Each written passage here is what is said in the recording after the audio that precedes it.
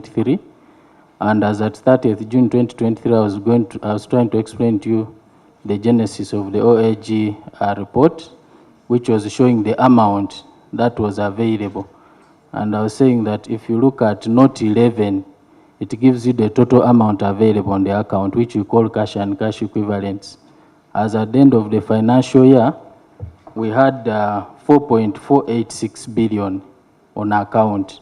Part of the 4.486 billion was the 2.8, which we had not utilized, and the 2.13, which if we had authority to spend, we would have spent, but we hadn't spent because there was no authority. So we had to keep it on the account, awaiting that approval. And as of to date, as we started, I indicated that we've never spent money out of NTR. The only money we've spent out of NTR is the 3.8 that was appropriated by Parliament, and the source of funding was that we use our accumulated NTR to undertake the activities. Otherwise, despite that, out of the NTR we've collected since 2018, the institute does not spend at source. The idea of a directive from the President that all construction work from the Ministry of Education should be undertaken by NEC construction is wrong, because that is one way of killing the private sector. There is no way you can give all contracts to one person. No. That is very wrong, and we don't agree with it. And we want to tell the President that please go back, revisit your directive, because it's going to affect the private sector. Government and the private sector must work in tandem to develop the country. The private sector, these are taxpayers, unless you want private companies to close business. But there is no way you can give a directive that all government works, especially from Ministry of Education, to do with construction should go to NEC alone. It is wrong. And the most unfortunate thing, which we want also to verify, is on the issue of costing. We need also to know whether NEC is doing it at a cheaper cost as compared to the private companies. Because now it is a directive. So someone is free to come up with these bills of quantities without any competition. So this is wrong. We need the competition in the industry. If NEC is coming out to give further innovation into the construction industry, let it compete favorably with the private sector, much as it's also using government assets. But let's allow it to compete with other private players, and we shall be able to know the quality, the quantity, and value for money.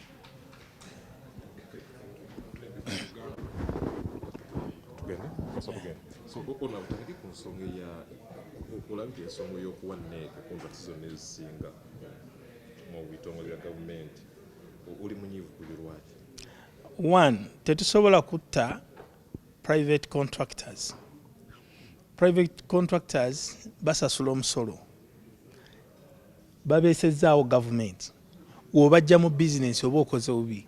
Ekyokubiri, contracts oba oziwa NEC zimuwe through a competitive bidding. Akkirize companies zonna zijje zibidding ene NEC weewangula omulimo egenda egukole. Naye ebyokubeera nti bagamba NEC egenda okole, tetujja kumanya value ya ssente. Tujja kwesanga nga contract yandibadde ekolebwa billion 5, NEC etaddeyo 8, ate nga tewaliwo competitor yenna. N'olwekyo ekyo kikyamu. One, ata industry ya private business. Two, we shall have no way wetusobola okutunuulira nti NEC akoze omulimu omulungi ku ssente ze tumuwadde oba essente z'asabye. So n'olwekyo kikyamu abantu abaleke bakompitinge ne NEC. Ekirungi NEC ekosa resources ezimu nga za government, ejje competinge ne private players, tulabe ani asinga okukola obulungi.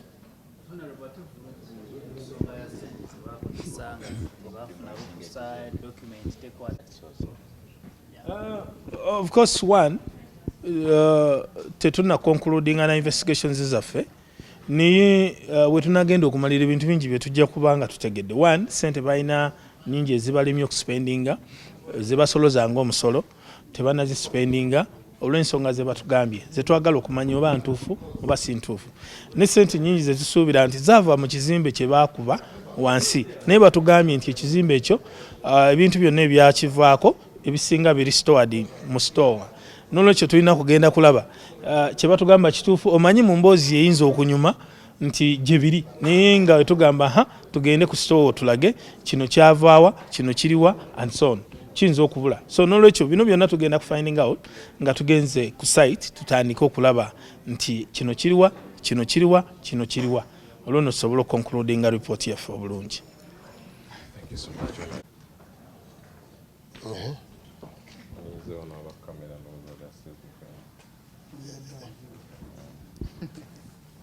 Ne mu White House waliwo bawowe. So, Honorable, what's your take on the government decision to give all contracts in education institutions to NEC? I think the directive by the president,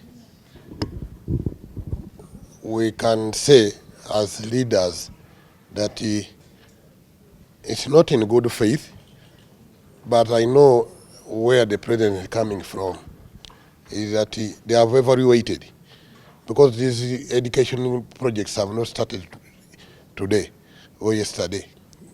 They've been happening, they have been building city schools all over the country.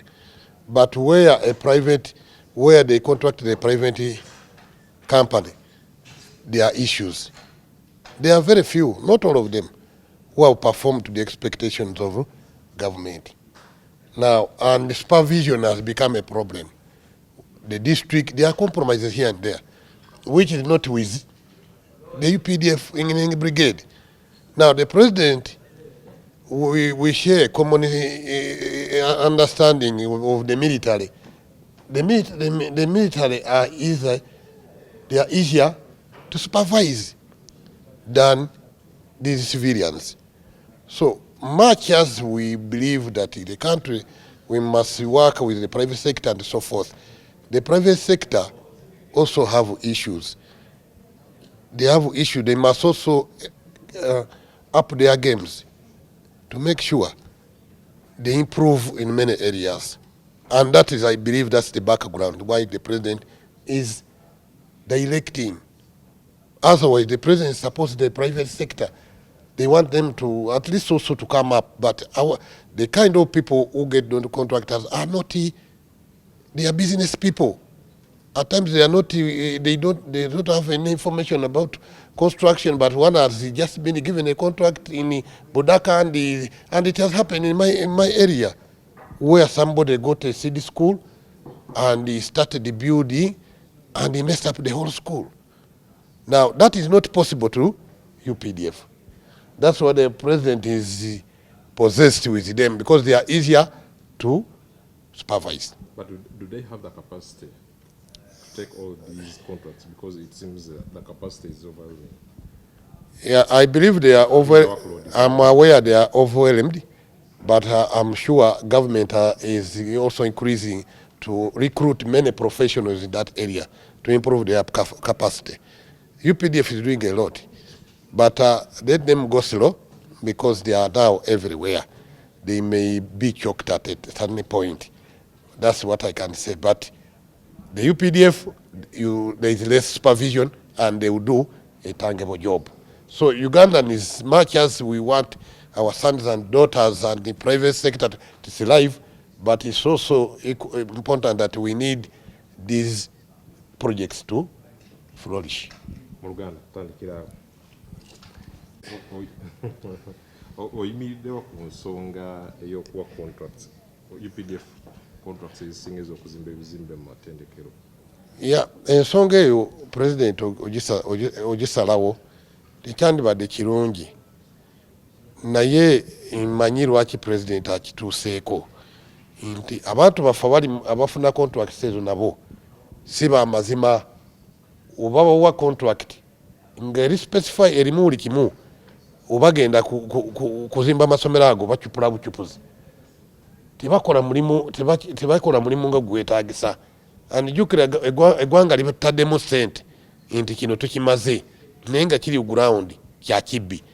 kuba aba procurement officer bawa abantu baabwe omuntu nga tabangako naali mu bizinesi ya seed school kuzimba agenda nafuna obayinginiya be bantu baawo ne batandika okugetageta ebintu at the end of the day essomero myaka seed school gibatesobola nti emyaka nga 2 myaka 5 yetaga renovation ekiri ewange Budaka contract bamuwa essomero n'ebyazimba abaana essomero bakalibeeramu emyaka nga 2 naye atanaba nakumaliriza bulungi n'essomero litandise okukolaki okufuna obuzibu n'olwekyo bakontrakita baffe nabo balimu sibenkanya balimu obufere. Thank you so much.